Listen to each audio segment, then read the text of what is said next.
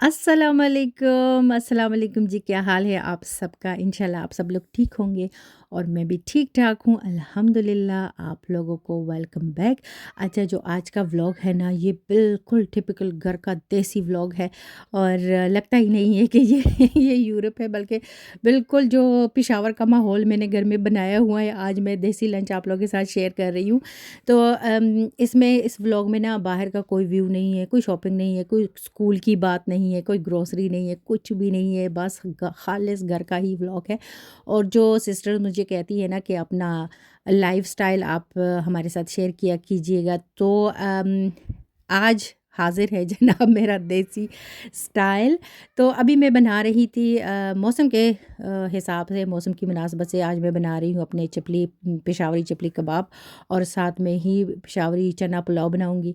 तो सोचा आप लोग के साथ शेयर कर लेती हूँ। अच्छा, मैं बिल्कुल जो मैं कबाब बनाती हूँ ना, तो मैं बिल्कुल ख़ालिस अपना जो पेशावर में ओरिजिनल तरीका है उसी से बनाती हूँ। मतलब इसमें कोई एक्स्ट्रा मसाले वगैरह मैं नहीं डालती। नॉर्मली लोग कहते हैं कि चपली कबाब में बहुत सारा कुछ डलता है, बहुत सारे मसाले डलते हैं।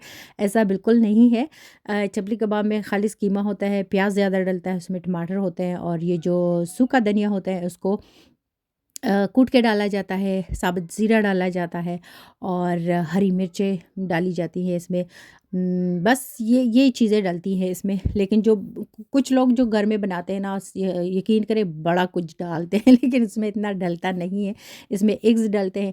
कोई तो ऐसे ही एक तोड़ के डाल देता है, तो कोई फ्राई करके ना, जब कबाब फ्राई कर रहे होते हैं तो उसमें फिर फ्राई किया हुआ जो एग होता है वो शामिल कर लेता है। लेकिन मैं पहले ऐसे भी करती थी, लेकिन अब मैं इस तरह नहीं करती हूँ। बस ऐसे ही मैं एक तो ये है कि इसमें बाइंडिंग के लिए भी काफ़ी हेल्प मिल जाती है ना एक से। और इसमें बिल्कुल मकई का आटा डलता है, इसमें कोई बेसन वगैरह नहीं डलता। आप यकीन करें, आप बेसन डालोगे तो टेस्ट अजीब सा आता है इसका। अच्छा, प्याज़ चूँकि थोड़े ज़्यादा इसमें डलते हैं, तो मैं हाथों से कट करके नहीं डालती, क्योंकि उसको बहुत फ़ाइन काटा जाता है। और साथ में मैं बिल्कुल है मतलब हाथों की बनी हुई जो चटनी होती है, वो साथ में बनाऊँगी। तो जी, बहुत सारी चीज़ें आप लोगों ने देख ली है। बिस्मिल्लाह करते हैं और अपना जो लंच है वो रेडी करते हैं। तो प्याज मैं इसी में मुझे थोड़ी आसानी होती है, मैं इसी से करती हूँ। अगर ऑमलेट वगैरह भी बनाना हो ना, तो इसी में करती हूँ। और साथ साथ में बिल्कुल चटनी भी मैं रेडी कर रही थी। तो चटनी जो हाथों से ये अमाम दस्ता है, जो हमाम दस्ता है, जो भी है, तो इसमें अगर कूट के ना हरी मिर्च और हरा धनिया, उसमें दही डाला जाए तो उसका अलग ही मज़ा आता है। अच्छा, प्याज बिल्कुल रेडी है, बाकी चीज़ें मैंने कीमे में डाल दी थी। और ये जो फ्रेश फ्रेश आपको धनिया और ये चीज़ें नज़र आ रही है, ये कबाब के लिए नहीं है, ये चटनी के लिए है। क्योंकि कबाब के लिए अभी मतलब टाइम इतना था मेरे पास, काफ़ी टाइम था। तो मैंने सोचा जो छोटे छोटे काम होते हैं ना, ये काफ़ी टाइम ले लेते हैं, जैसे चटनी बनाना हुआ और सलाद वगैरह काटना हुआ। तो मैंने सोचा, चूँकि कबाब का मसाला बना के ना, इसको मैं फ्रीज़र में रखती हूँ 10-15 मिनट के लिए या फिर थोड़ा ज़्यादा टाइम के लिए, क्योंकि ठंडे कीमे के कबाब टूटते नहीं हैं और बनते बहुत अच्छे हैं। इसको मसलना थोड़ा ज़्यादा पड़ता है। इसमें फिर मैंने 2 एग्स चूँकि छोटे थे और कीमा मेरा ज़्यादा था, तो मैंने 2 एग इसमें ऐड कर लिए थे। अच्छा, उसको अच्छे से मैंने मसला है, काफ़ी पावर लगा के उसको मैंने रख दिया था फ्रीज़र में। और अभी मैं चावलों की तैयारी कर रही हूँ। तो चा ये देखिए, इतने सारे मेरे पास बर्तन होते हैं, लेकिन जब भी जाना होता है ना किसी स्टोर में, तो मैं कहती हूँ, हाय मेरे पास ये नहीं है, मेरे पास वो नहीं है, ये भी ले लो, वो भी ले लो, और घर आके फिर जगह ही नहीं मिलती कि कहाँ पे रखे। अच्छा, मैं चावल बनाती हूँ हमेशा, जो मैर्जरीन होता है ना, यहाँ पे घी तो होता नहीं है, तो मैं उसी में डालती हूँ, इसी में पकाती हूँ। अच्छा, साथ में रेयान जी भी आ गए थे और इसकी कोई बैटरी वग़ैरह मेरे ख़्याल में उसने निकाल ली थी गाड़ी से। तो साथ-साथ में इसका भी मैं रखती हूँ ख़्याल, जो इसको चाहिए होता है देती रहती हूँ, क्योंकि ताकि ये तंग ना करे। और मैं वीडियो भी बनानी होती है। तो अच्छा, मैं बिल्कुल सिंपल चावल बनाऊँगी, चने वाले, और चना पुलाव बनाऊँगी। तो कैसे बनाती हूँ मैं कभी तो अगर टाइम कम होता है, तो मैं जो फ्राइड यानी रोस्टेड ऑनियन मिलते हैं वो डाल देती हूँ, जैसे आज मैंने डाले हैं।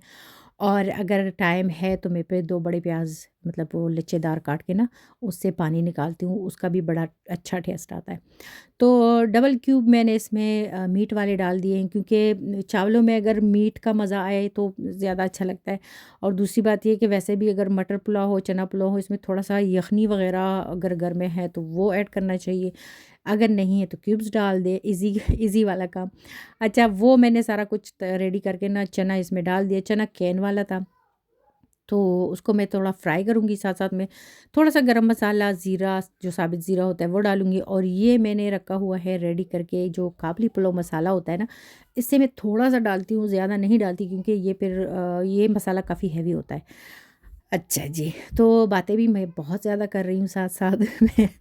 अच्छा, तो रेडी हो गया है पुलाव, और अब इसको दम दूँगी, साथ-साथ में कबाब फ्राई करूँगी, तो आप देखिएगा कि मैं कैसे बनाती हूँ।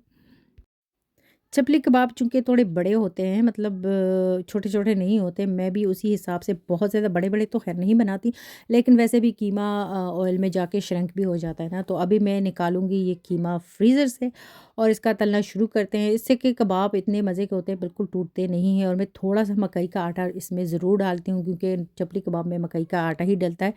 बेसन वगैरह नहीं डलता, जो कि मैं पहले भी बता चुकी हूँ, लेकिन आटा जो है मकई का वो भी बहुत ही कम डलता है, मतलब अगर आप ज़्यादा डालोगे ना तो आपके कबाब सख्त बनेंगे फिर।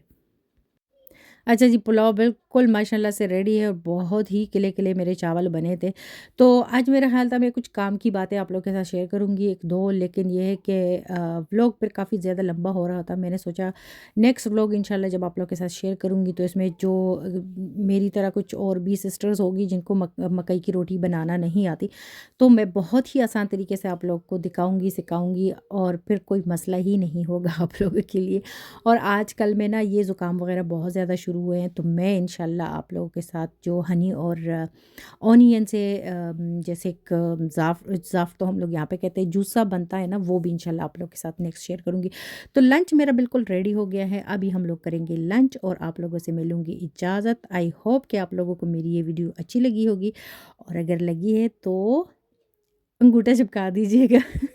अगर किसी ने सब्सक्राइब नहीं किया, चैनल अच्छा लगता है तो प्लीज़ सब्सक्राइब भी कर दीजिए। अब बाकी आप लोगों की अपनी मर्ज़ी, लेकिन अच्छा सा प्यारा सा एक कमेंट ज़रूर कीजिएगा, और मेरे कबाब की तारीफ़ भी कीजिएगा। आप लोगों ने तो ख़ैर चखे नहीं खाए, तो हम लोगों ने तो बड़े मज़े के थे। और बस अपना बहुत सारा ख़्याल रखिएगा। इंशाल्लाह जल्द आप लोगों से मुलाकात होगी नेक्स्ट व्लॉग में। तब तक के लिए अल्लाह हाफ़िज़।